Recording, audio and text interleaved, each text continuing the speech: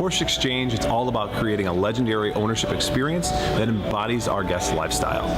Our Porsche service team utilizes cutting-edge technology that delivers a transparent service visit and keeps us in constant contact with our guests. And I can't think of anyone more qualified to work on your Porsche, new or classic, than our Porsche certified technicians. Whether you're a longtime guest or new to our dealership, I welcome you to experience legendary at the Porsche Exchange. If you're a Porsche owner looking for reliable, convenient service without leaving the comfort of your home or office, look no further and take advantage of the Exchange at Home complimentary pickup and drop-off service exclusively at the Porsche Exchange in Highland Park.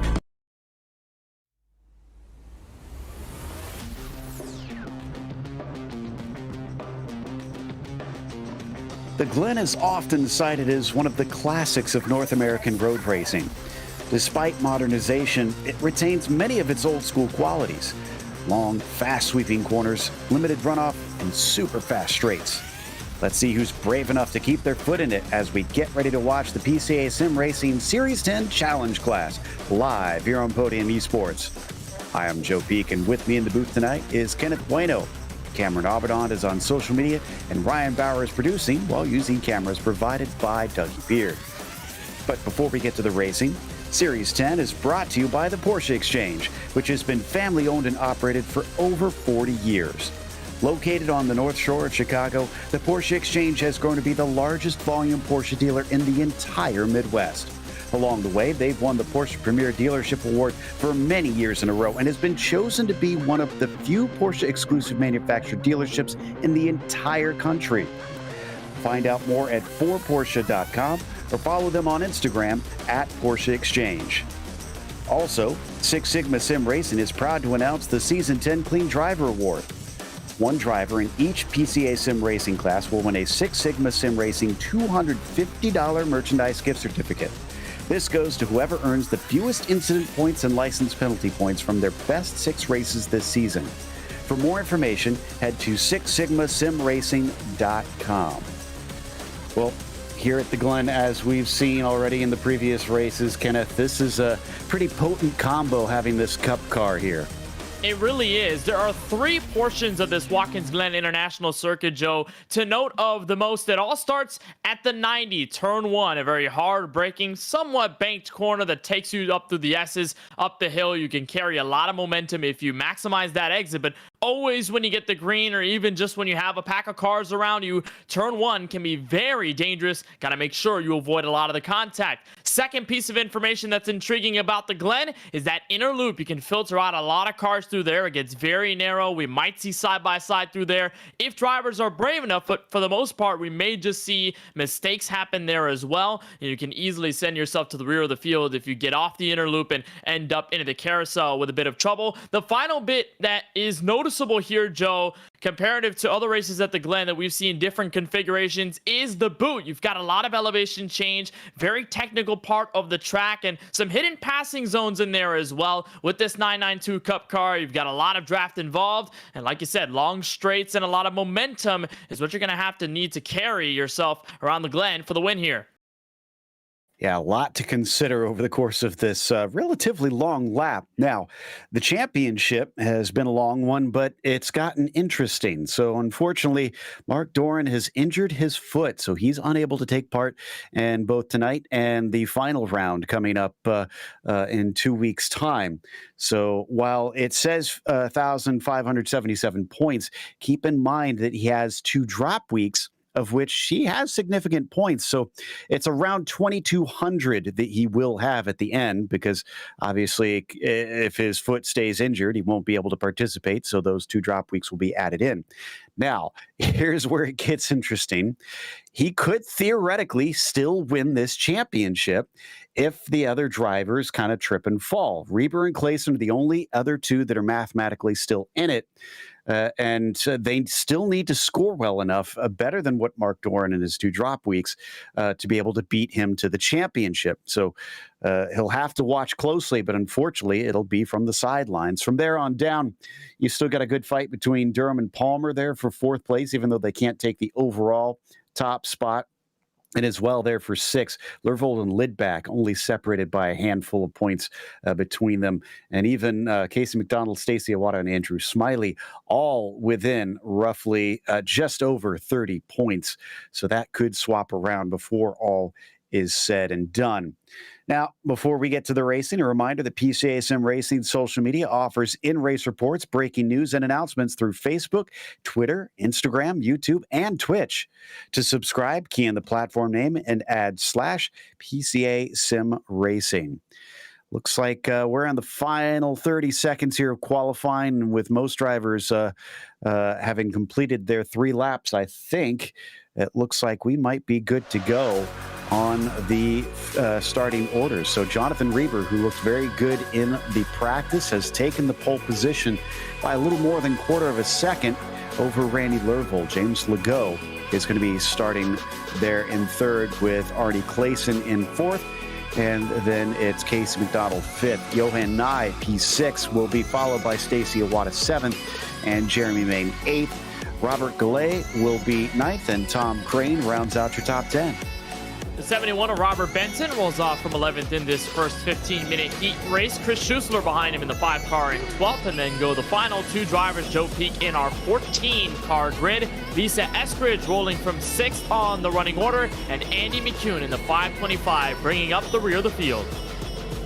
Now remember, with this being the challenge class, they actually run 2 races. So while all the other classes other than entry will run a 60-minute race, for these drivers, it's going to be a 15-minute sprint, and then it's off to the 40-minute feature after that. And your finishing result will determine your starting position for that feature. So you want to try and do well here, even though it doesn't score as many points as the big race. It still scores points, and it will decide whether or not you have a difficult day for the longer race starting from the back. And thankfully, with not many cars, you have fewer to pass, but still better to be up front, as it looks like the pace car is ready to peel off, and Reber will have control. There it goes. Reber waiting for the signal. There it is. Green flag is out. He gets a pretty good start over Randy Lervold. Immediately tries to cover him off here as they head for the downhill braking into the 90 side by side between Legault and Clayson, who goes way wide out there in the multicolored car. Looks like he'll keep it out of the barriers. No incident through the first turn as we now head up through the S's, Kenneth. That's exactly what I talked about, Joe Peak. You need to have a proper exit out of turn 1 if you want to have the momentum going uphill through the S's. It appears there was a problem with the 27. James Legault struck the blue Armco barrier on the outside of that second S, drops down 2 spots to 5th. So Arnie Klesson in the number 7 car takes over 3rd. Casey McDonald to get there into 4th, and your top 2 are right on top of each other. Lervold has not let Reber run away in this first half lap, heading for the boot. Interesting that he made that contact there through the S's. Not a typical thing in GT cars, but Randy Lervold now following in that P2 spot, as Casey McDonald seems to have had a little bit of a problem a little farther down. He's going to keep it on the track, though. Certainly some drivers seeing mistakes early as they head out of the toe of the boot. Reber currently about a half a second ahead of Lervold. And this is just going to be some very calm racing. And the thing here, Joe, rather, for the number 147 of Reber is, while Mark is not here with that foot injury, I mean, we wish him well. Hopefully he has a speedy recovery. He has to drive this race like if Mark is here. He has to have that hungry approach to him. He can't be laid back because, like you said, if he just hangs back, doesn't get some good finishing positions here at the Glen and at Sebring, the final race, he could still lose the championship. So Reber has to do all that he can to stay up in front, set the tone for that 40-minute feature that we'll have later on tonight, and hold on to the top spot, potentially get this win. Lervold has been right on his heels, though he's dropped back, and here's a look from McDonald. Had that issue there, Joe, entering the boot right behind Arnie Clayson. Yeah, Lervold's only concern is just taking wins. He's obviously going to try and get himself as high up in the championship as he can go, but he can't take the overall crown. And that's bad news for Reber, because he's got nothing to lose kind of back there. Meanwhile, Tom Crane here in the 864, hot on the heels of Chris Schuessler for that 9th position, who's going to go defensive at first. A little bit of a weave back across the track, but he's going to leave a lane open to the outside. And it looks like Crane's not willing to risk it this time into the inner loop, although that's way deep and through the grass. Schuessler does not get a slowdown penalty from that. Looks like he got away with it. Yeah, that was interesting, but he's going to run wide off of the carousel entering the boot, so that's going to allow Tom Crane to get back in this fight. And so we might see what happens here in this challenge for P9. And that was an interesting play there by Crane, but one that is familiar of racing here on Watkins Glen International is that when you get to that inner loop, it narrows down so significantly that either one of the drivers, whether they're on the inside or the outside, they have to back out, because if you go door to door there, boy, that could be a lot of trouble, and you don't necessarily want to risk your race that early on, especially if you're these guys that are on the back half of the top 10 who would probably want to survive, keep themselves on track, and then just grab as many points as they can. As here's Randy Lorvold getting to the back bumper of Jonathan Reber, and boy, that gap did grow, Joe, about the last lap or so, but he really has closed in, so Lorvold is keeping Reber honest right now. Yeah, and both of them are just dashing away from everybody else. It's already 2 seconds, and we're just completing lap 2 right now. Clayson, I'd say, might be regretting that run wide on the first corner, because it seems to have cost him potential touch with these leaders, and it's not going to be a long race at 15 minutes. They're just under 2 minutes a lap here, so this is going to go by very fast, and opportunities will be few.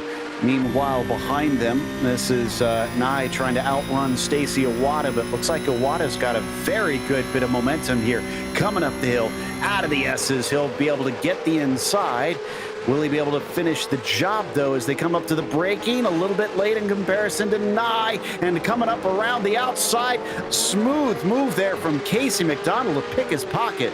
Yeah, smooth operator there for McDonald, got by without a hitch, and here comes Jeremy Main in the 13 and join the fight. That's exactly what I talked about, Joe. If somebody backs out at the bus stop, you're probably going to have a decent time. It's going to be rather clean. Iwata tried to force it in, but had to slow down so much that McDonald just said, "Excuse me, I'm on through." Speaking of which, Joe, these two are fighting for a spot in the championship, both going at it for 8th in the total standing. So this is something that we'll have to watch for, not only tonight, but 2 weeks from now at Sebring, as McDonald grabs a big run off of that corner. The toe of the boot going to go through the heel with a chance on the inside.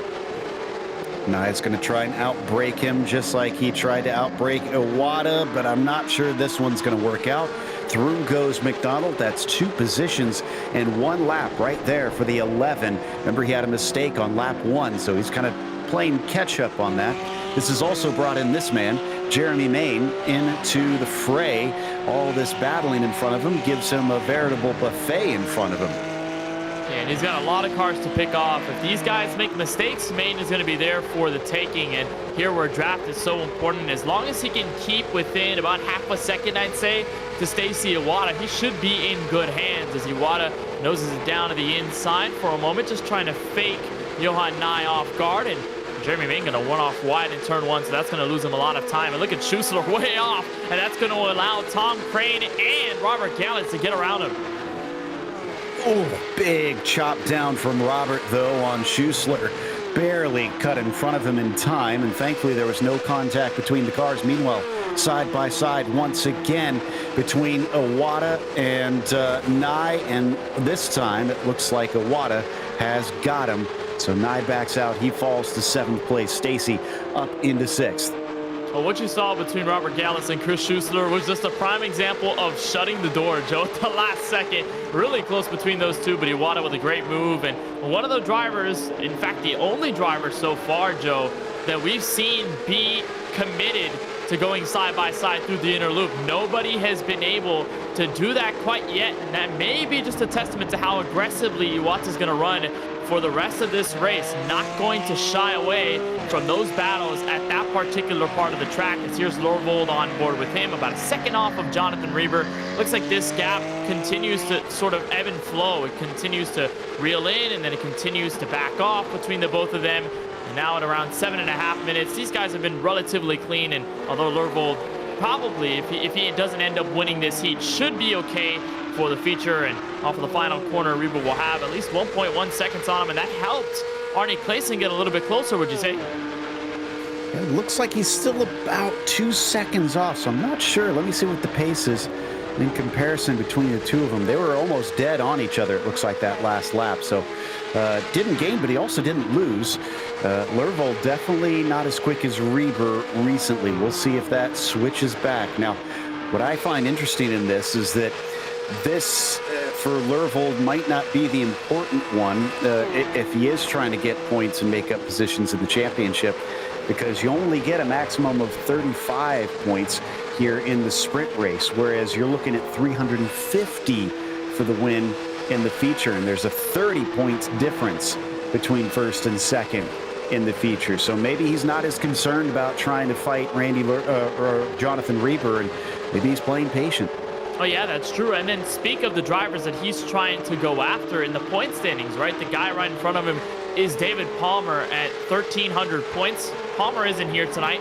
Scott Durham, who's above him in points as well, and fourth, also isn't here at the Glen. So Lervold can have the opportunity to sort of lay back and run his own race. He doesn't need to fight Reber all that much because he's not in contention for the championship with Reber. He knows where he stands in the standings, so he can just run this race. And even Sebring a little calmer if those other guys don't show up. And even then, the guy behind him in points who probably would give him the biggest fight, Alex Lidback, is also not in tonight's field. So he really has nothing to worry about as long as he can hold on a second. And even if he stays here for the rest of the night, counting the feature, he should be okay to leapfrog some of those guys in front of him in points, even if he's not holding the checkered flag by the end of it. So we'll see if that 614 is indeed trying to points race. In the meantime, Robert, who we know is feeling pretty feisty here, is currently sitting behind Tom Crane. This is the battle for 9th position as they come around the final turn. Very hard to try and maximize that one with that exit wall right there at the side of the track. Pretty decent run from Rob, but I don't think he's got enough. And indeed, he doesn't even stick his nose out down to the 90. I mean, he has to be careful coming off of the 90, but it looks like he's got the run on Tom Crane hitting up through the S's, because these Porsche 992 Cup cars do have a lot of grip, but if you do plant the throttle a little too early, that car is going to step out, and especially off of that banked corner and where you rise up off the crest and that red and yellow somewhat curbing on the outside of turn 1, you can unsettle that race car and it could really step out of your hands. And unfortunately could not make the move on Crane just yet, but he's just letting him know he's there. I think that's the biggest thing that the black and yellow spotted race car is doing right now. He's going to try and get a run off through the carousel, but it doesn't seem to work, and Crane doing a nice job of just staying where he's at. Oh, and unfortunately Robert has found the wall, and he's going to try and get it back on the track here. He did clout the tire barrier. Not sure how damaged it is. Chris Schuessler and Robert Benson are going to try and look down to the inside of the toe of the boot, see if they can relieve him of that position, almost making a little bit of a hip check up through the way. But I do believe Schuessler is now into 10th. And Schuessler has had a pretty decent race so far. I mean, he was up 3 spots at one point, now up 2 since his starting position of 12th. He's going to run wide, though, the exit of the heel. So here comes Gallus once again for the fight. Benson must be loving this entire view, Joe Peaky, seeing these two guys go aggressively at it for position, and he's like, okay, I'll wait for the mistake. I'll pounce on you as soon as you guys do that, or run wide off of a corner, because Gallus made that mistake in the middle of the boot. We saw Schuessler also make some mistakes, run wide off a couple of corners, but it looks like Schuessler is going to have the spot. He does run wide a bit off the last corner, probably missed the apex just a little bit, but nice view on board with Benson of the 2 in front of him. Here's the wild thing. Schuessler's our biggest mover right now, +2. So not a lot of drivers. Well, he's not going to be that for very long. Not a lot of drivers have gained spots as he goes wide, but amazingly does not lose the position. And I don't see a slowdown penalty for him, so he must have gotten away with it. Now, will Robert try and use the slipstream to attack him this time, coming up into the bus stop? Looks like a big defense from Chris, who's going to hold the right-hand side of the track. Robert trying to open it up, going back to the racing line, but no dice. And that was a nice move there by Schuessler to play defensive, but also not lose a lot of time entering the bus stop. But he's run very wide off of the carousel. Robert Gallus has been way better on the entrance of that corner. And it looks like Lisa Eskridge is also getting caught up in this as well. Potential crossover. And that did not work there for the number 809 of Gallus. And it's been an interesting battle to see these two. I mean, you talked about it, that +2 has been the biggest mover. I mean, you said it earlier in the show. Less cars on the track, less cars there is to pass. Gallus almost got into Schussler there. This is getting pretty fierce at the back, and it's going to be 2 to go when they cross the line next time by. So definitely some damage on the right front, it looks like, of Gallus, who we saw run into the tire barrier about a lap ago.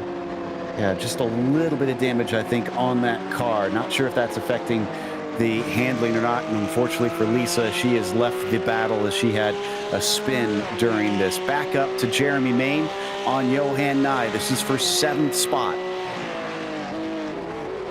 He's going to need a good entrance into the 90 and a solid exit to at least get him the momentum. He is within at least half a second or so off of that number 141, so it's just all about getting that run. I mean, it's not going to be close enough to make a move by the bus stop, probably nor the carousel, but it could be good enough to get him within striking distance, and that's really all you can ask for when you're going to the boot. I mean, look at the draft that he's got on Johan Nye coming down this back straightaway. He closed it in to about 0.2 of a second. Look where he is now off of that black and orange 992 Cup car, and it's still not far off from Stacy Iwata in the 3 car either. So a trio here in the final minute. So much can be gained through that inner loop if you're willing to be brave. I think certain drivers are figuring that one out. So Nye is getting some immense pressure from Main here down through the shoelaces, and a little look to the inside, but nothing doing from Jeremy Main that time. He's going to stay back there in 8th. And did we have an issue for Robert Benson? I just saw him drop a bunch of spots in Galay versus McCune now. Did Galay also have a problem? Yeah, I was looking at the replay here because I saw them also plummeting through track position, and I saw Benson chirp over the radio. This is what happened. This is entering the bus stop on the back straightaway. Benson has a big run on Gallus, and he is not going to ignore it whatsoever. And he's just going to get into the 809, send him into the Armco barrier. They both slip through the grass, and that's exactly what sends them plummeting through the grid. I mean, you talked about it, Joe. Drivers who maybe are willing to send it or to be a little more committed entering that bus stop. You say Benson overcooked the brakes a little bit. He was not there at all, and both of them in trouble. As here's Arnie Clayson with a problem. Ooh, and I wasn't sure if he had contact before because I only half saw it. But looks like it did, from that angle, no contact that I could make out. But he did come in contact with the wall, and he loses a podium position with that one, at least in the sprint race. Back to Jeremy Main, who is very, very close now to the back of Johan Nye, who's going to move to the inside, tries to defend down into the bus stop. He's very shallow into the corner. Can he make the exit of it? Yes, he will. He's going to be a little slow off of that, though. And Main, his approach there was to just cross over the 141 of Nye, have him overshoot as the 13 car was getting there close to the quarter panel, let him overdrive the bus stop, and then take advantage. But a nice job by Johan Nye to keep himself planted as Jonathan Reber will look onto the heel. And now what's going to be the final couple of corners is he will take this heat win. Yeah, it looks like he is not going to be challenged. He's almost got a 4-second lead over Randy Lervold and just a handful of laps in this race. So as he comes around the final corner, everybody else behind him could kind of mess around on their own little battles. He is going to run away and take the win in the sprint race here for the challenge class. Lervold will bring home a valuable second in his hopes to climb up the order. And Legault, after seeing Arnie Clayson make a costly mistake, is going to get a podium here in the sprint and be able to start from 3rd when we head off to the feature. Quiet race from Casey McDonald once he was able to get it back under control. Just kind of finished on his own there in the top 5. And then comes Tom Crane off of the final corner, holding off Stacy Iwata. So nice touch between those two there. Chris Schuessler and Andy McCune are going to round out at least the top 11 or so. I got to mention, though, for Arnie Clayson, Joe, that is a really tough hit because Clayson is going to lose those points that he probably would have gained if he was still on the podium at the end of that heat. That little mistake cost him. Clayson, one of those in the top 3, mathematically eligible for this championship still in the challenge class, and that might do some negative effects for the driver of the 7 heading for feature time. Yeah, he's got to hope that this feature is going to go better for him. Only had one black flag in that whole race. Robert Benson, the unfortunate recipient of that. But Jonathan Reber receives the checkered flag, taking the win over Randy Lervold, who is second. And as you mentioned, James Legault managing to jump up into P3 over Arnie Clayson, which could have effects down the line. Clayson going to be restarting from 4th. Casey McDonald, P5 for him, followed by Johan Nye in 6th. And then finally we get to drivers that changed positions. All those top 6 finished exactly where they started. Jeremy Main was up 1 with that 7th place. Tom Crane up 2 with 8th. Stacy Iwata lost a couple positions, finishing P9. And Schuessler also up 2 to finish in the top 10. Looks like our biggest mover is going to be Andy McCune, +3 at the end of this heat, up to 11th. Lisa Eskridge with a spin near the end drops all the way to 12th. Robert Gillis and Robert Benson, we talked about their incident at around the bus stop on the back straightaway, pushes them to 13th and 14th to close out the heat. And as we said, that finishing order will be your starting order for the feature, which is going to take place in a few minutes here. They get a little bit of a warm-up before they head off into that one. So, Kenneth, what did you get out of that first race? What are the big notes the drivers need to be taking? Well, one of those that I noticed in this 15-minute stretch until now is just keeping on the track. I mean, there's not that many cars out on the track. You're not looking at many opportunities to pass people once the field thins out. So my biggest piece of advice is just to stay on the track. Keep it as clean as possible. Avoid those mistakes. And also, just try to pick and choose your passing moments. We saw a lot of guys probably look at the bus stop as a place to pass, but a lot of them backed out. Maybe pick and choose a little better which of the places on the track you really want to go for. Turn 1, probably one of those. Entering the chute is a pretty decent area. The heel was also a hard braking zone, so think about those as well. But it's a rather thin field. Don't have many opportunities, so I'd say try to pounce as well on the early going. I wonder how important that track position will be. Yeah, and we have to remember the other difference, not just is the time and the points in this one, but they also have pit stops out here. They do not have enough fuel in the car to get to the end, so they're going to have to try and figure out how they want to play that out. And especially because I've seen in the past, if you're around a bunch of cars, you need to be very wary and also maybe try to communicate if you plan to pit in.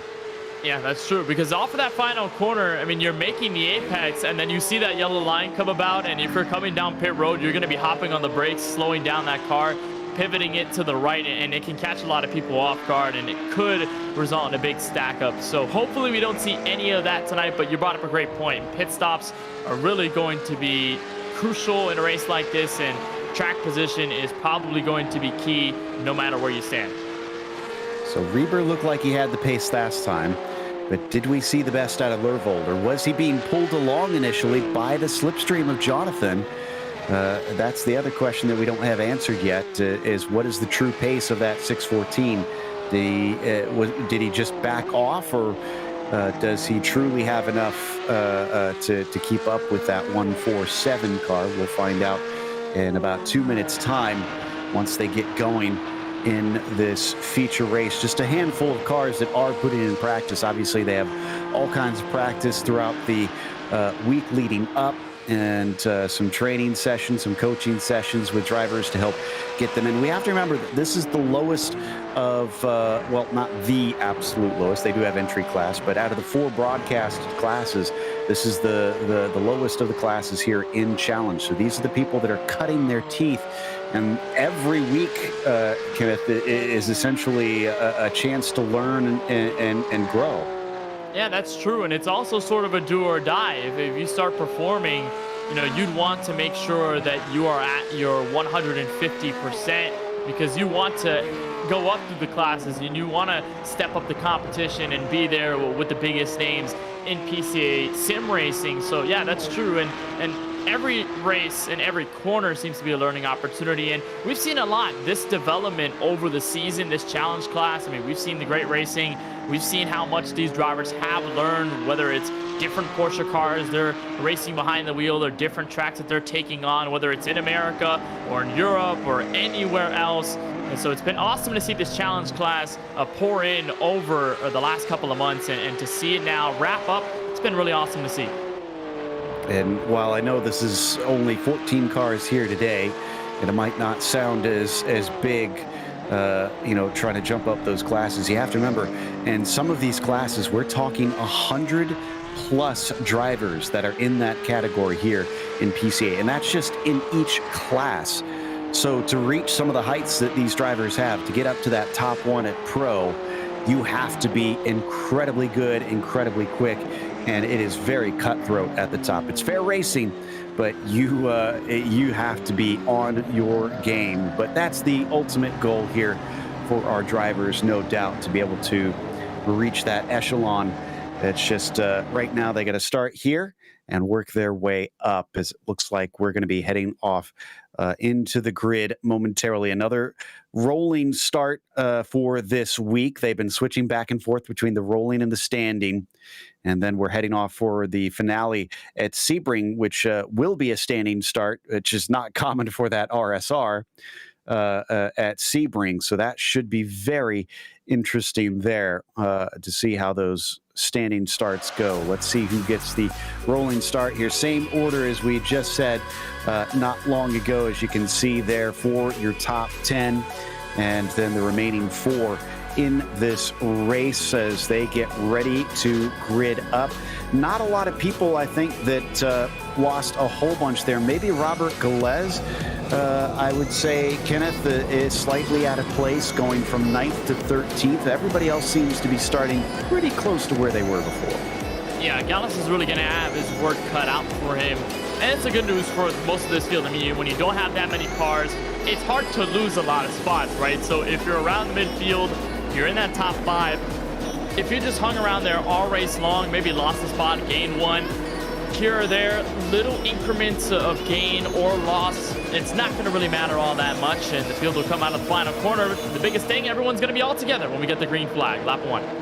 Absolutely, and Reber knows that as he waits patiently, and there is the green flag, and he now takes off. Randy Lervold, almost a carbon copy of what we saw before, as the two of them coming down to the racing line while Legault and Clayson are trying to sort out that third spot. What did Arnie learn from last time? Plenty. He keeps it well within the boundaries, but he does not take the spot off of James. And Stacy Iwata made a huge dive in turn 1, picked up 2 spots before the entrance of the 90 and almost got underneath Casey McDonald off of the corner. It did not work, as here's Arnie Clayson going at it with James Legault. Big draft off the back straightaway. Won't necessarily work though, backing off before the interloop. Smart move early on. When you're packed in with that many cars, you cannot afford a big mistake, but Clayson's going to go off into the grass.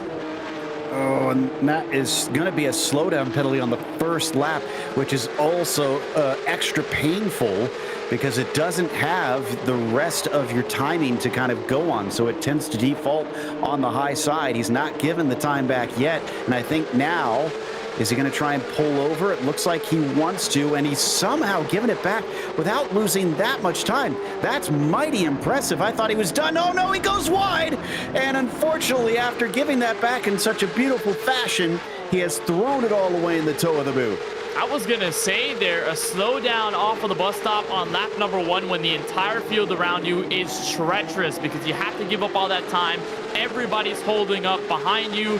But Clayson there with a big mistake on the toe of the boot. That's a really tough corner to manage. It's an upwards carousel because you're going up in elevation. And when you're braking and turning at the same time, it can be really tough. Clayson is going to have to work from 6. And Randy Lervold almost made a move on your leader, Jonathan Reber, as there's Clayson with the detriment of the mistake. And now in the clutches of around the back half of the top 10. And we don't know what kind of damage is on that car.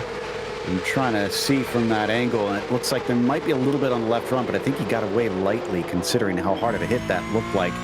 as we ride on board with Legault sitting in third. Not only is Lervold still trying to hold on to that 147, but James here could maybe have a shot at things if he stays with it. And what about Casey McDonald? I don't think we really got to see Casey's true potential in that first race, and he's looking very good, having managed to keep from having an incident this time. And remember the incident that McDonald faced in the first 15-minute heat where it dropped him so far through the field, but picked it all the way back up. Never a chance that he had to try and get around this top three and show him what he's got. He's catching up to Legault, really fast carousel, as there is a battle for the back. That is Tom Crane and Chris Schuessler behind it. Schuessler almost followed it up through the bus stop, but will have a decent exit enough to keep himself at least within 0.6 of a second. But you made a good point there with McDonald. The first time we get to see him strut his stuff, as here comes Jeremy Main underneath Arnie Clayson. Been overall a pretty poor feature race in these first couple laps here for Clayson. Main wasn't able to make the pass, interestingly. He's going to keep his nose to the inside. Now he comes back to the racing line, decides to try again a little later, it appears, is behind them. It still carries on between Schuessler and Crane, but Schuessler overshoots the heel of the boot and gives up valuable track time.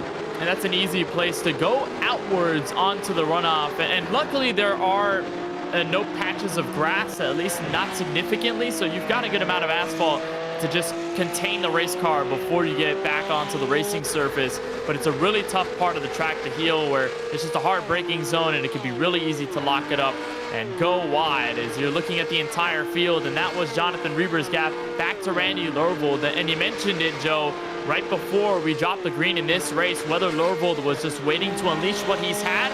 So far, it looks like he's still holding back, as he was almost 0.3 of a second. In fact, actually 0.3 of a second off Reber the last time by. That's a little uncomfortably close for Jonathan.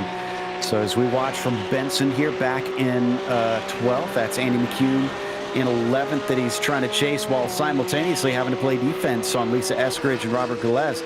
As they head towards the bus stop chicane, they're all fanning out and scattering for their own racing line. Who is going to be able to manage this the best through here? Lisa tries to see if she can get her nose in, but unfortunately has to check up as Benson parks it on the apex. And that was a big run in the 809 by Robert Gallus, and he had to slow down as wide goes Andy McCune in front. So that'll open the door for Benson. He'll get to the outside, entering the chute. He'll go to the toe of the boot, but he's got the spot. We'll see if Lisa Eskridge and Gallus can take advantage of this. It looks like Eskridge will dive it down to the bottom. Defense. That's a big chuck up by Eskridge. I mean, she does not want to find herself in any bit of contact, especially here where she made that mistake in the first 15-minute heat, but going to go through it clean this time. Gallus still can't seem to make up any spots. Like I said, it seemed like he underperformed in that first race, but he's certainly either biding his time or unable to do much here, as now Lisa's got a good shot at trying to overtake McCune, but he stays defensive. Down at turn 9, they almost come together as a big lockup from a couple of cars down into that left-hander. McCune still covering off the inside once again for the penultimate corner. Lisa clears him around the outside. Brilliant move there from the 6. And that was a tough pair of corners for Andy McCune. Locked it up off of the heel and then almost pretty much locked it up again. Eskridge, though, a little wide off the final corner. So here comes McCune back at it again. Going to choose the outside before they get to the 90. And that 809 is probably a little frustrated because we know how much speed Gallus has behind the wheel of his 992 Cup car. He is trapped behind this battle. 1 and 2 he will get. Eskridge, though, goes hard into the tire barriers on the inside of turn 1. She's going to turn the car around, and it looks like it is still running. She does have a spare car. She might be within the pit window by the time she gets back around, but it's going to be close. We'll see if she winds up taking that. Meanwhile, Jeremy Main and Arnie Clayson, who have been together since the early lap, still sees Arnie in front of Jeremy. But Stacy Iwata's been kind of looming back there, so they got to be careful. If they start fighting, I think Stacy's going to get involved. Yeah, they do. Jeremy Main, by the way, I mean, we talked about it, Joe, in the last laps of that 15-minute heat. He was there on Clayson's back bumper, wanting to make that move. He just could not do it. And this time it looks like a bit of a poor exit off of the toe of the boot. Going to go to the heel and try to pick it all back up. But Iwata is there and this could easily build up into a 4-car pack and a draft train that could build up on the back straightaway. Again, we talked about a lot of places here at Watkins Glen where draft is so important and you could really catch up to a car by a couple hundred of feet. When you get to that point, I mean, these 4 cars are all within, I'd say, about a second and a half, give or take. And they're really close to each other. So maybe watch these guys with 32.5 minutes left if they all start to accordion back together. Yeah, these trains are not boding well if you want to try and shake somebody, which I think Reber is actually starting to do as we take a look at Casey McDonald, who is playing defense now actually on James Legault, up into third here for the number 11, but having to fight hard. But I was going to say Reber was faster the past 2 laps over Lervold, so much so that he's now a 1.5 seconds ahead. So I think Reber is responding to the pressure that he was feeling a little bit earlier. It's a little lockup once again for McDonald.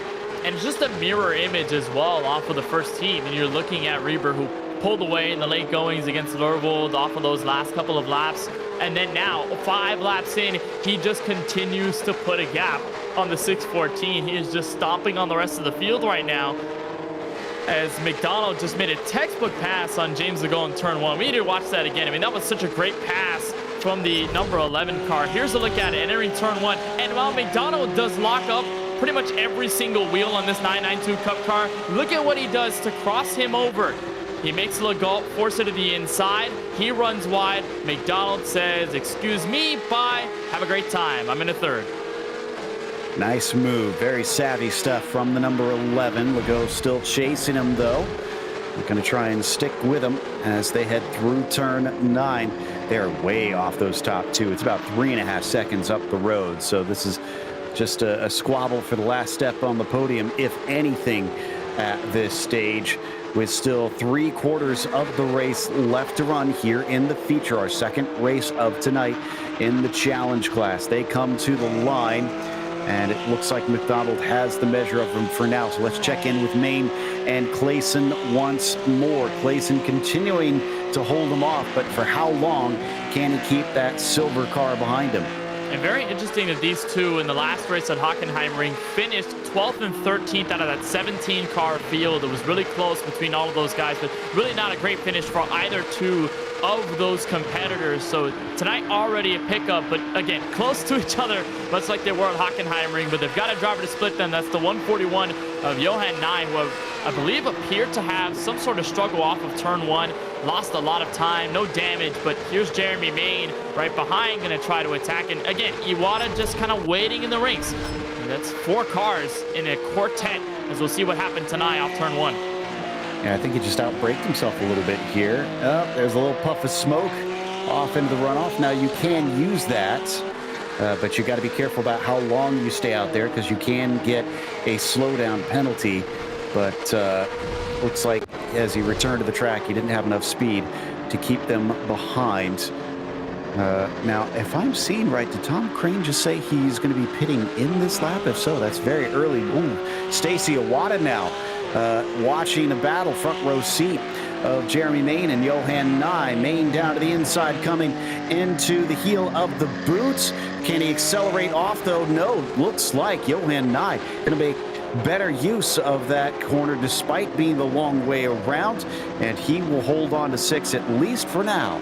And Johan Nye is practically playing defense for Arnie Clayson. Clayson hasn't had to do anything but just get by the 141 off of the mistake out of the first corner. So holding up this group, Main is having such a troublesome effort to get around this 141 car, therefore letting Clayson pull away. Look how far that 7 car is ahead of this 3-car train. It's pulling Main and Iwata back. We'll see if that 13 gets a little frustrated and tries to dive in. He will try to intimidate 9 in turn 1, but to no avail. And here comes Iwata to the inside. Yeah, another bad run out of the 90. That seems to be the all-important corner here today.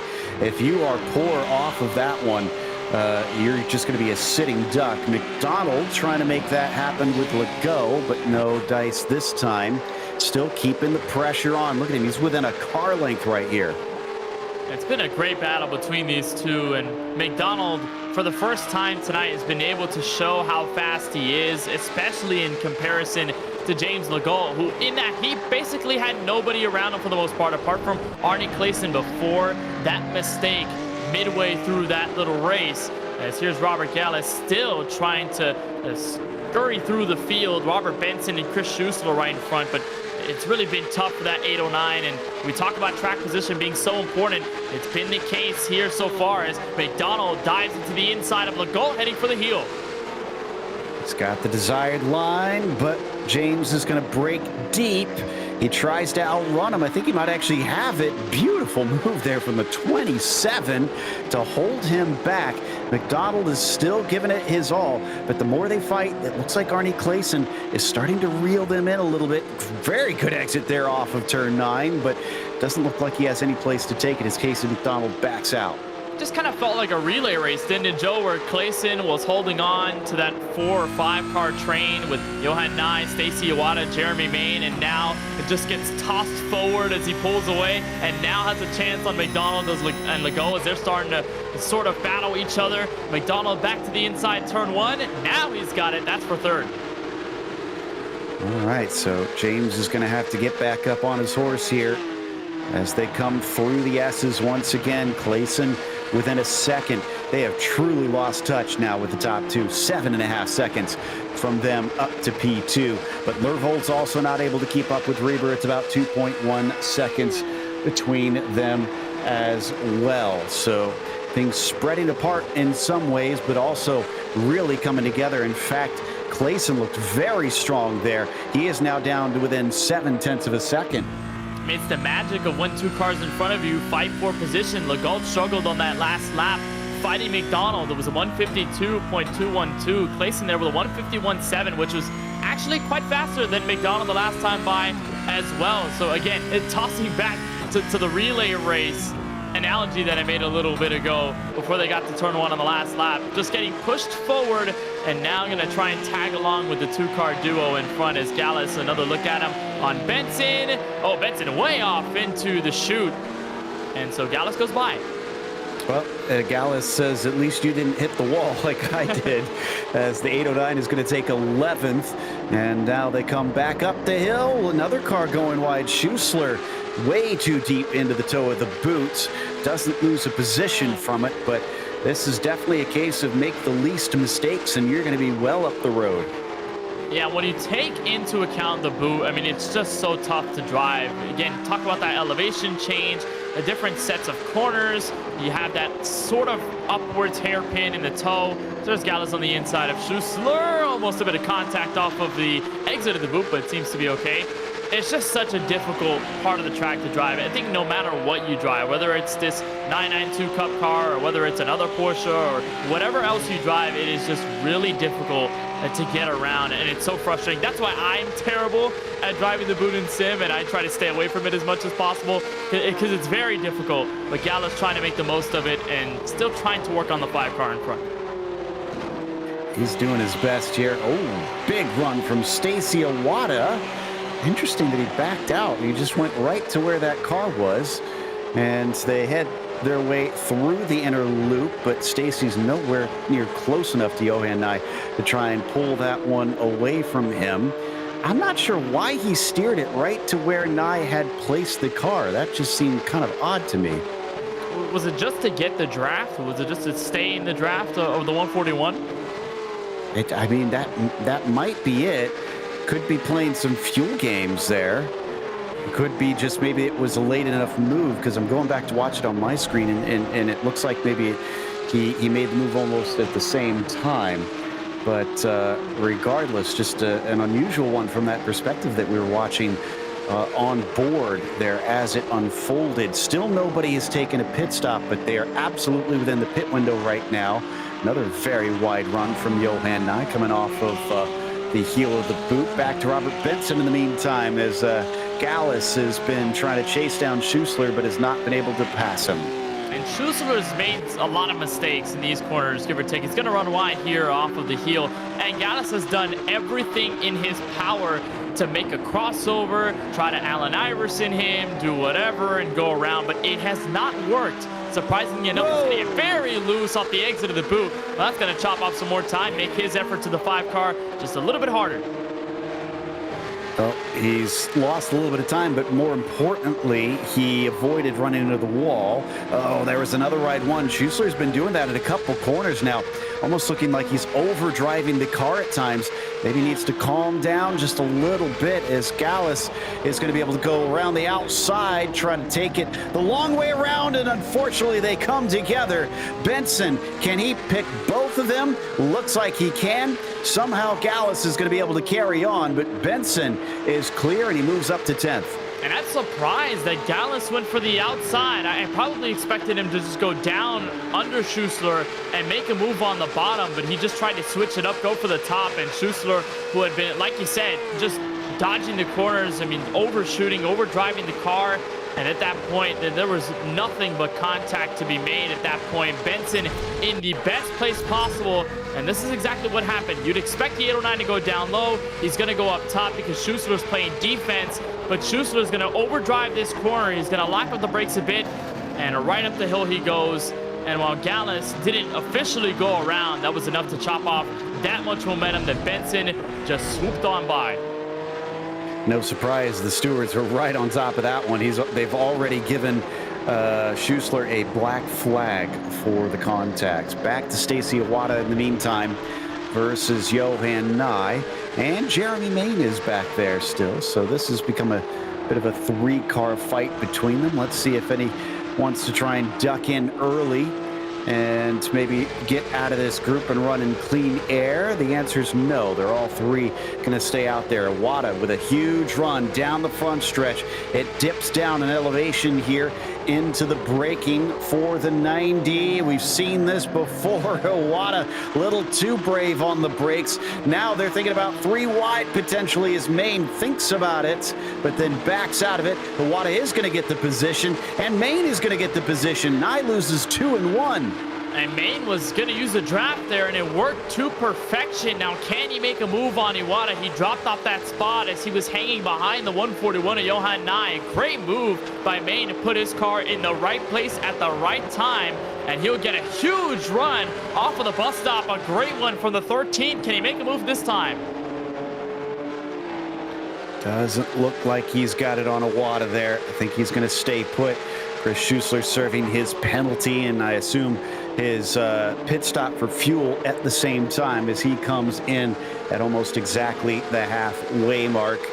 So these 3 still in quite the slugfest down in the mid-pack. But Reber up at the front still hovers at about 2 seconds over Lervold. Wonder if he is once again just trying to manage the gap a little bit, or is he pushing as hard as he can to try and keep out of reach of the 614? Well, they have been relatively level. You mentioned it, 2 seconds, and it's floating around there, at least for the past couple of laps. And Lervold, the last time by, was actually a little bit faster by a 10th on the lap chart. As they cross the line this time, it looks to be relatively even between the two. So either Reber's starting to fall off, or Lervold is starting to push as hard as possible before the stint. Now, I'm really curious to see which of these come in first for pit road service. If you're Reber, would you just want to stay out as much as possible because you have this 2.5 second lead? Or if you're Lervold, do you try to undercut, or do you want to stay out until Reber comes in and then come in later? It's a really interesting decision, and it all comes down to distance just because this field has thinned out so severely. To watch on board here through the inner loop, showing you just how narrow it is as Lervold tries to give chase but just can't seem to catch up to Reber. And they do seem to be pretty close on pace. The fastest lap between the 2 of them is just barely over a 1/10 of a second difference. So Lervold's definitely doing what he can to try and push and hold on from what I can tell. So out of the toe of the boot, the 614, bringing that maroon car up the hill and over the sole of the boot, just trying to make sure that if Reber makes any sort of mistake, he's going to pay for it by losing that lead. And that's exactly what Lervold's goal is going to be before pit stops as we approach 18 and 18 seconds left. in this feature race. So Lorvold is going to have to be there, because if Reber makes a rare mistake, which we haven't seen out of the 147, don't want to jinx him, but he really hasn't made a mistake all night long. Lorvold will be there for the taking, whether that is a pit stop mistake, whether that's an on-track mistake, you name it, but he's not going to come down this time by, and neither is Lorvold. And this is really good stuff for Lorvold. I mean, came off of 334 points off of the last race of Hockenheimring, where he came home 4th. Right now, a 2nd, looking really good is Johan Nye. I mean, how many times have you talked about him and Jeremy Main in the same conversation? Main is trying. He cannot break through, run wide off of the penultimate corner. Yeah, in fact, Main made just light contact with Stacy Iwata that basically prefaced all this, and that's what lost him the position to Nye, who pounced on it as soon as he saw that silver car try and check up. But now he's going to try and get it back. Main does shake him off the race line in a big way. It's shake and bake, and his aggressiveness has helped. Well, there we go. Main has been trying to crack that 141 for lap after lap after lap, and finally it has worked. And Chris Schuessler, remember, he served that black flag, came in at pit road. He's the lap car in all of this. So Main finally breaks free, and the only thing is, he's got about a 1.5 seconds up to Stacy Iwata. That's a lot of work to do it. Again, talk about how much this field is thin. Now, Iwata with a huge issue off the bus stop, went hard into the tire barrier. There Iwata stands at the exit of the bus stop, entering the carousel. A huge hit for the 5 car. And that was all his own doing. Nobody around him that forced an error there. Watch him enter in. Is it too much curb, maybe? Yeah, could have been. Also, maybe a little speed from what it looked like on that angle. But whatever the case, nosed it right into the tires. Almost came back into the racing line when cars were coming through, too. Yeah, and I'm going to correct myself. That's the 3 car, not the 5 car. But look at Iwata's damage there on the front end. That is severe. And to suffer this pretty much in the late going, 75% complete of the main race, that is a huge hit. That's the damage there on the left front. And it just looked like oscillation. The car bounced off of the curbs and could not take it anymore, as here comes Casey McDonald from the 3rd spot onto pit road. Our first official stop from a lead lap car all night long in the feature. Question is, does anyone go with him? Right now, the answer is no. McDonald all by himself. So down into the bus stop once again. Reber leading the way as McDonald's going to try and be the first to blink out here with a scheduled stop in that number 11. Hits his stall nicely, it looks like, and waits for the service to go through. Nobody else pitting in with him that I'm seeing on this lap. Returns to the track in about 9th place, so didn't lose too much. And that was only fuel on that stop, I reckon. 7.7 seconds. That is really quick for a Porsche 992. He did not lift up off the jacks. It seemed to just be a regulatory fuel stop for McDonald. So we'll see where he cycles in on all this. And the question is as well, Joe, does anyone take tires on their stop? If McDonald is setting the standard, does that mean everyone goes for fuel only? Or if you're a guy like Reber and you've got this gap at 5.2 seconds, are you a little more willing to go for some fresh rubber? We didn't really see many people try and take tires at the sport class last night, so I'm not sure how many of them will elect to do that here. It is a little hot. It's about 99 Fahrenheit, and it's been steadily climbing since this race started. But in fact, it is almost a full 10 degrees higher than when it started. But I'm not sure if it'd really be worth it. I guess if you're Lorvold, considering it's 13 seconds back to Legault, I mean, what have you got to lose? Oh, yeah, that's true. I mean, he had a lot of short run pace, too, so maybe those tires could help. There's another car coming in, and that is Arne Clayson from 4th place. Jeremy May in 5th, not too far behind, and you're on board with Tom Crane, so you'll see the drivers in front that are coming in. Main is going to pivot to the right. He'll be in. Nye is not going. Neither is Tom Crane. And then Stacy Iwata, who has not come in even after the huge hit to the barriers off the bus stop. Iwata's going to hold on to the damage, which I'm very surprised about. I'd expect Iwata to be the first one in, but it looks like all the clean cars have come in, and the damaged number 3 car is going to try to hold out. Considering how important straight line speed is, that is very surprising. And for those that aren't familiar with iRacing, When we talk about the spare car, it is free in the pit stop. It does not cost you any time. So if he uses it, it just pops into place. It's like everything gets refreshed, and except for the tires, mind you, and away he goes.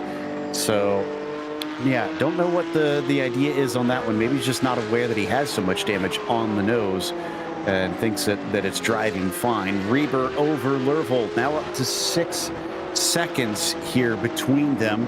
Reber has the measure of things. He's got a pretty good pace. He's been very consistent, and he is going to try and use this to see if he can jump Mark Doran up at the points with him unable to defend himself today. Yeah, Reber has been so quick, and with Lervold there, the last lap setting a 150.669. That makes Reber the only driver in this field to set laps within the 149 and less time bracket. He's been so fast and so consistent lap by lap. As here's Arnie Clayson, who did come down pit road. Robert Gallus, who is staying out for all that it's worth. I mean, Gallus, it was so far back in track position. This feels like the only strategy that he can employ. Stay out as long as possible and hope that he gains something by the end of this. A class that is really giving him a run for his money. That's for 8. Yeah, I agree with you. The 809 kind of needs to just do what others around him aren't doing, because he needs some sort of difference to try and make it up here.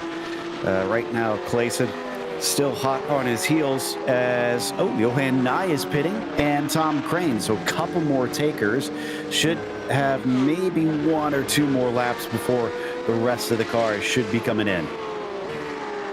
Yeah, we'll see everybody cycle out. And for Stacy Iwata, we'll see how far he goes on the stint. So does James Legault, just because they're so far back from the leaders.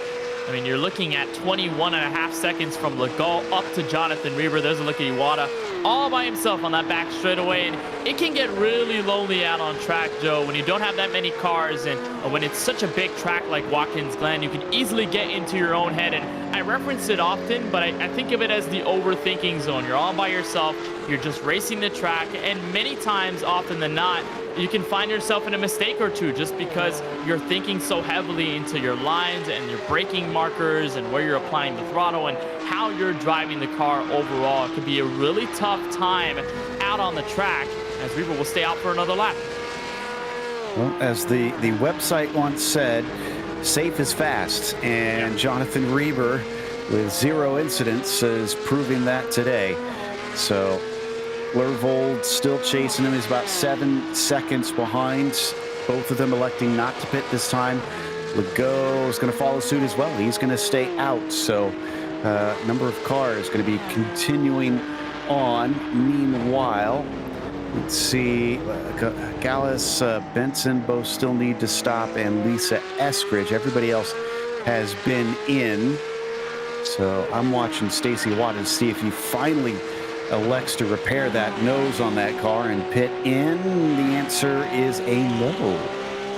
Again, that's so surprising. I'm really thrown off guard by that. You would expect you wanted to come in first. And like I said, get that quick fast repair. That's maybe 2.5, 2.3 seconds that you're racing on pit road. And while you're getting fuel service, it's just going to immediately trigger and you'll be fine.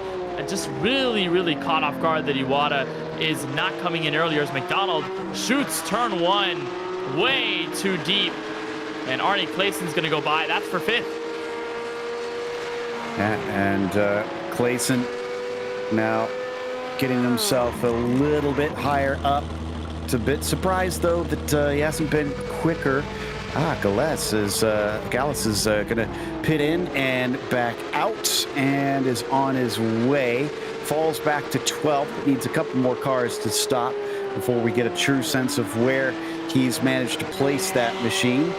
As we're watching Tom Crane and Johan Nye, both of whom have taken pit stops fighting wheel to wheel down into the inner loop, but it's Nye that comes out ahead as our leader finally pits.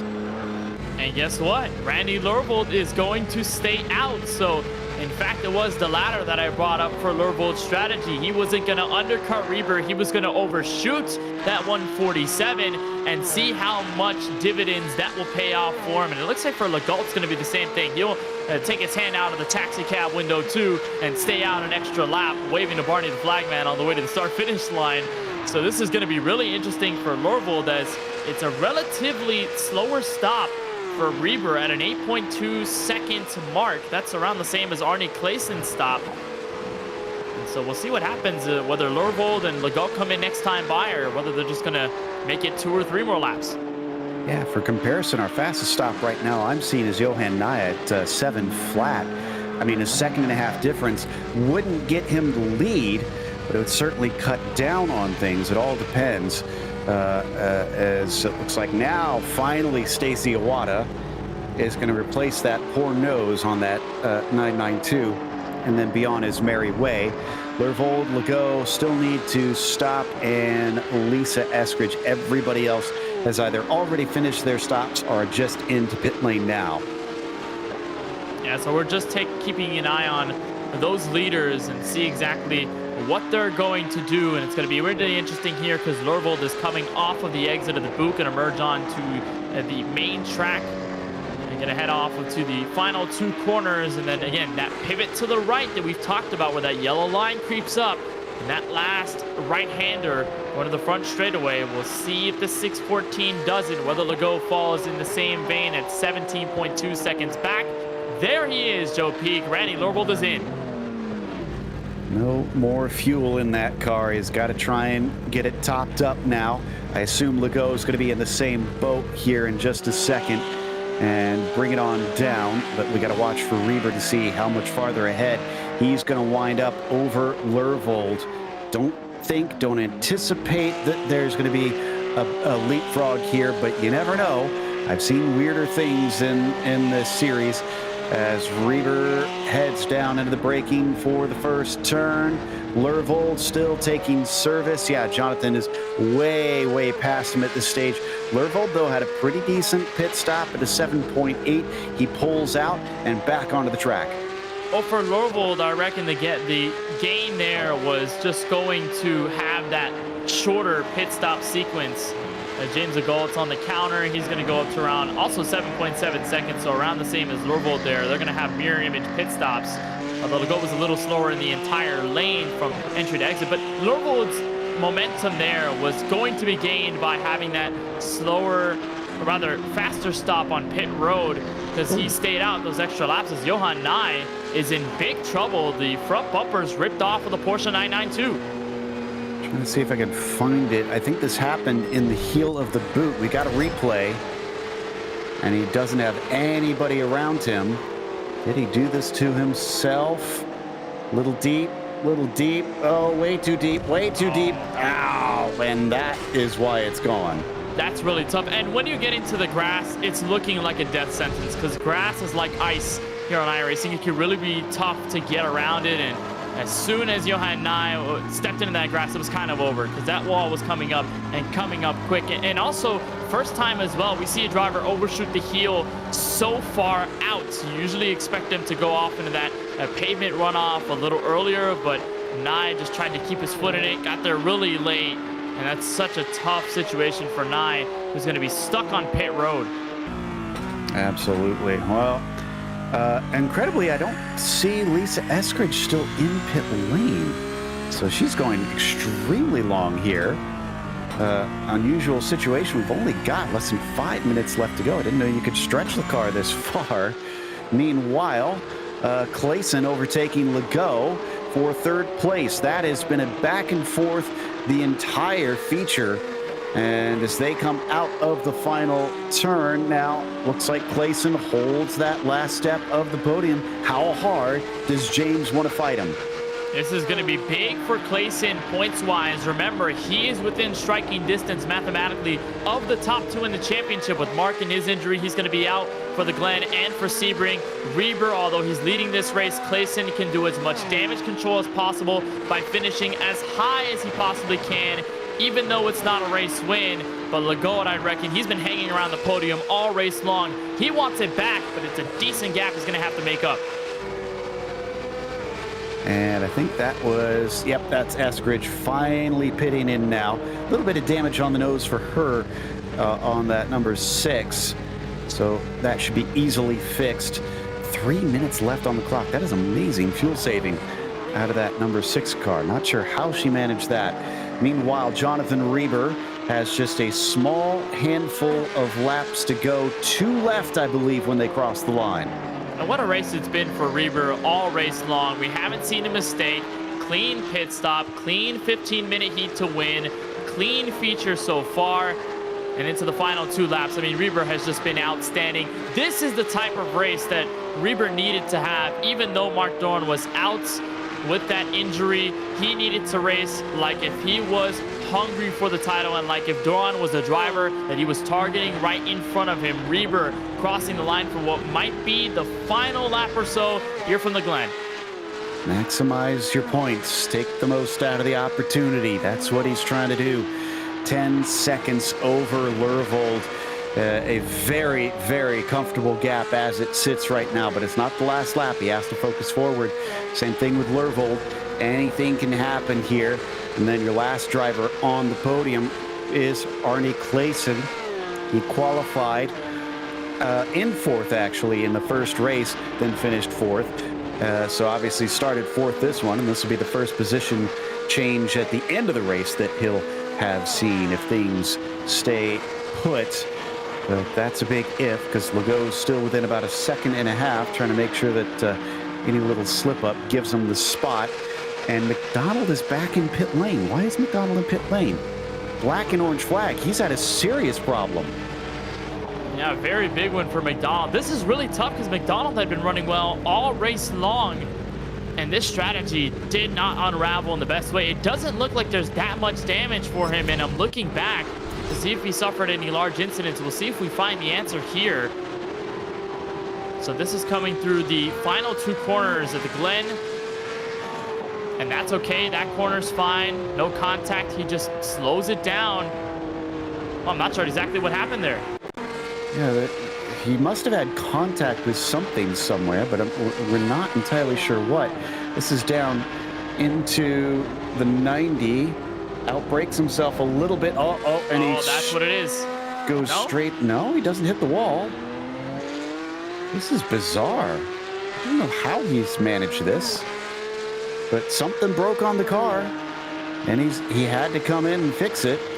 I'm gonna watch it just a little longer here, it looks like. Did he have a problem through the S's? That is a very fast part of the track. Yeah, I'm stumped. It looks clean. I have no idea what happened.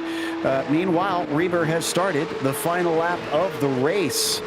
He's coming around on the back stretch into the bus stop for the last time at speed. Behind him, Andy McCune, who is a lap down car, just follows patiently and dutifully, not trying to get in his way, and acts as a buffer between himself and Lervold for whatever he might need that.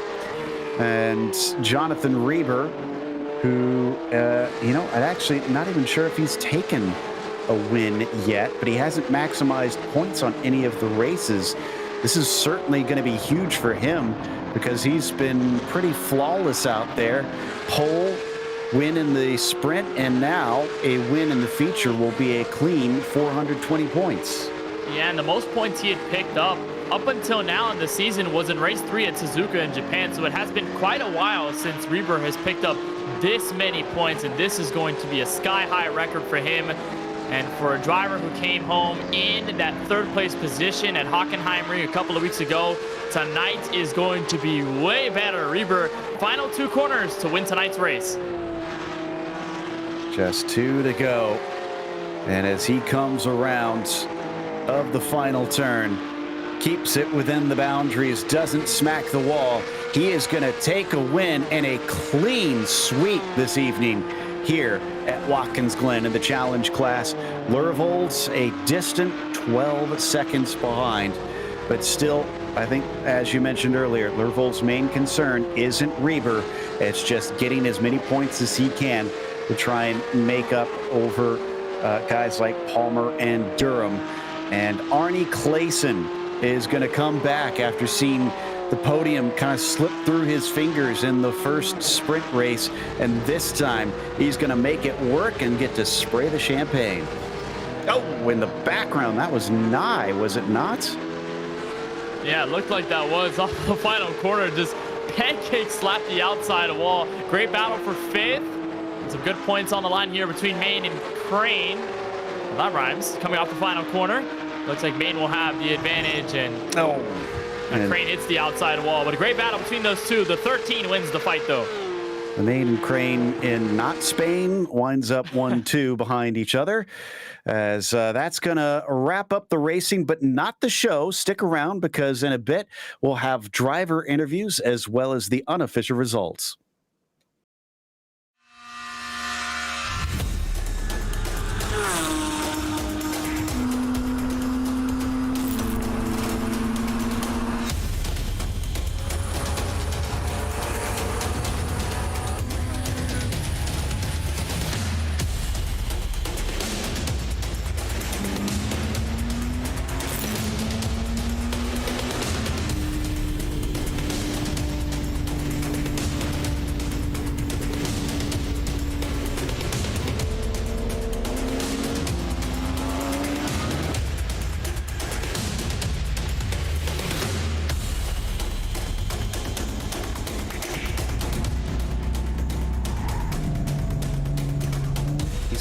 A little earlier if that's going to be the case. He's actually got a nose ahead as they come down into the braking zone. He's going to do it the hard way.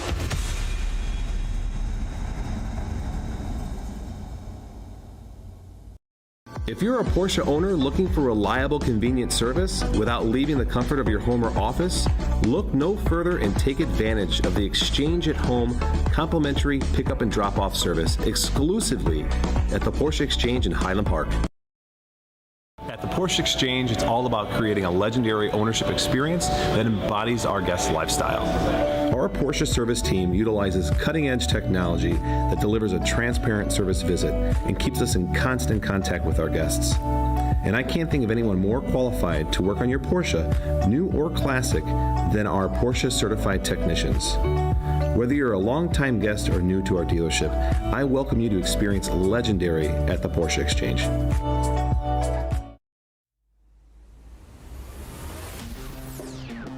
Welcome back to Watkins Glen. After our two races, Jonathan Reber took the pole, took the sprint, took the feature, and left nothing on the table for anybody else. Lervold did come home in second in each of those as well, as Arnie Clayson would have been straight fours, except he managed to get on the podium there in the feature as Legault wound up in that P4. Jeremy Maine gets himself a top 5 as Crane tries to follow him home, getting 6th. Stacey Iwata 7th, and Robert Gallus in the 8th position. Then it's Benson in 9th, and Eskridge with a super long first stint to get 10th place. Casey McDonald saw the race go rather sour near the end and made an unscheduled pit stop in the last couple of laps. Ends up as 11th, the last driver on the lead lap. Andy McCune is 12th. 1 lap down, and then goes Chris Schuessler, also 1 lap down. Got a black flag in that feature race, and Johan Nye with trouble later on. Overshot the heel, got into the wall, and a very damaged Porsche 992 ends up as the last driver, 14th in our field.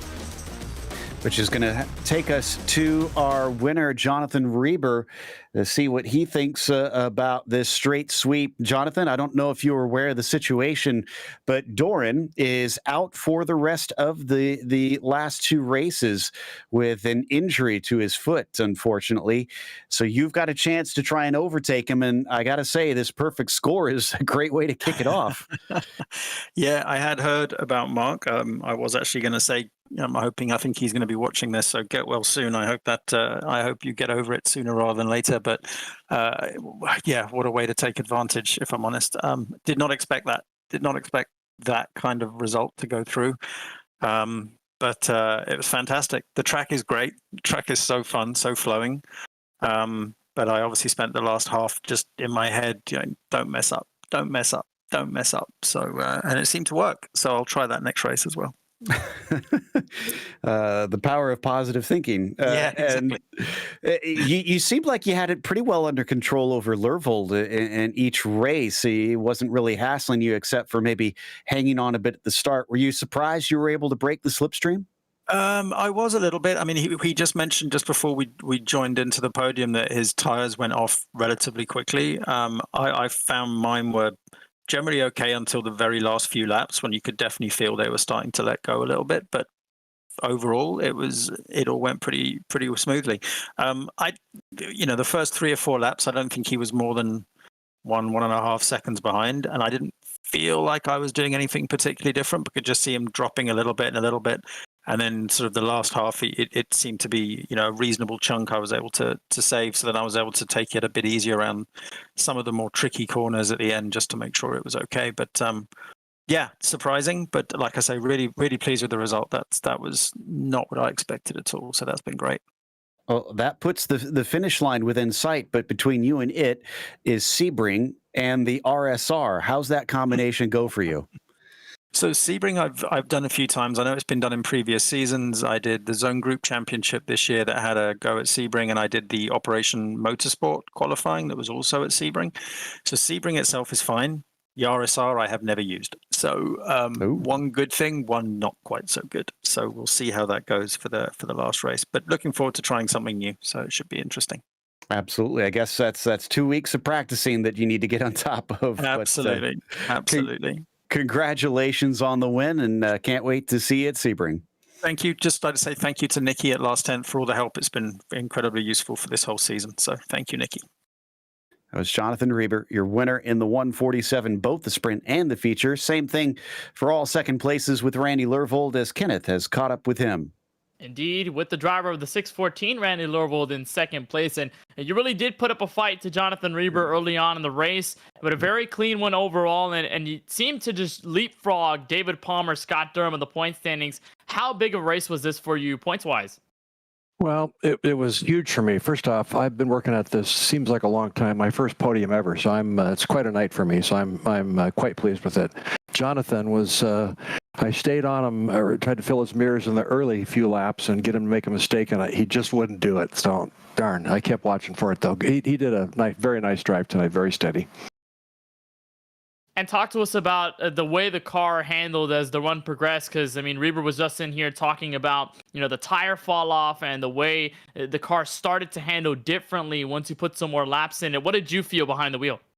I've noticed it in practice too. I've experienced more tire degradation this track than any of the races this season so far. So you have to adjust, and if you don't pull your brake points back and adjust a little bit, you're going to overcook it. So no question, the second half of the race, that's a challenge. I didn't take tires for a 40-minute race. Didn't think I needed to based on practice, but no question, tires are a factor in the second half of the race.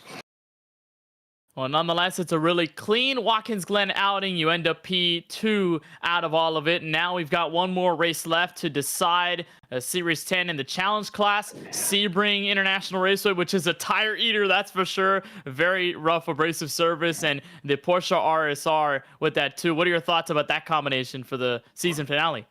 Well, I'm really stoked to drive the RSR. The car is a bit of an animal. I'm really looking forward to it. And I got to say, too bad Mark broke his foot, because he really belongs on the podium up here somewhere, too. Wishing the best for Mark Durham. But, Randy, an outstanding second-place finish here from Watkins Glen, New York. Of course, once again, congratulations on the finish, and wishing you well as we move forward to Sebring, the final race. Well, thanks very much.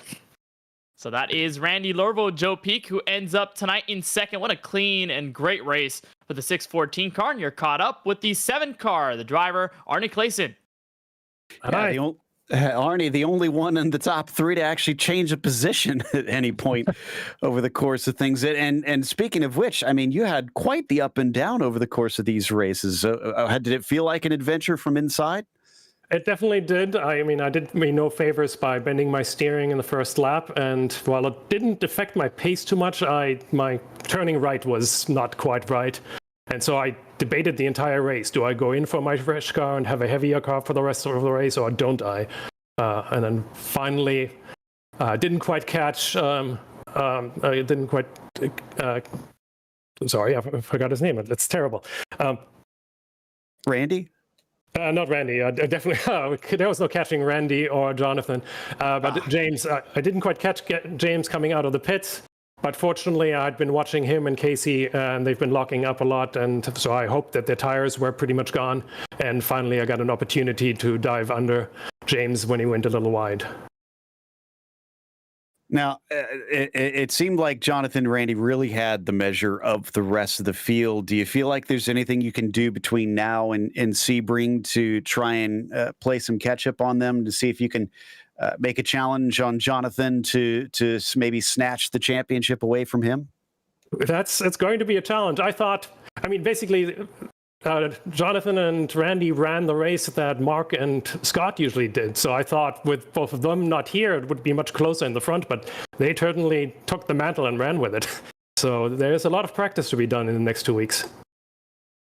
Yeah, no doubt about that. Now, I know obviously you guys were probably taken a bit by surprise seeing the 992 GT3R being added last second, so obviously couldn't have been put on the pole for Sebring.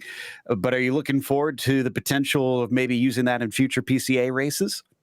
I definitely am. I took it out on Willow Springs a couple of times and did back and forth between the 991 and the 992, and I like the 992 better. It feels more stable. I'm not actually faster, but it feels better. Sometimes that makes all the difference. Well, congratulations on a podium, and can't wait to see you in 2 weeks. All right, great. Thank you. Arnie Clayson with a third place here in the feature race, and that's going to close us out with a big thank you to a lot of people. But before that, make sure and join us when we come back in a few days' time. We'll be racing the club class at Sebring International Raceway in the RSR on June 21st. Also, we'd like to thank our sponsors for Series 10, the Porsche Exchange, and Six Sigma Sim Racing. A big thank you to the steering committee at PCA Sim Racing, and a huge thanks to our team tonight, Kenneth, Ryan, Cameron, and Dougie. Also, none of this is possible without those behind the scenes of Podium Esports, Ryan Bauer, Gary Sexton, and John Theodore. Thank you so much for watching tonight's broadcast of PCA Sim Racing. I'm Joe Peep, and I'll see you on the track.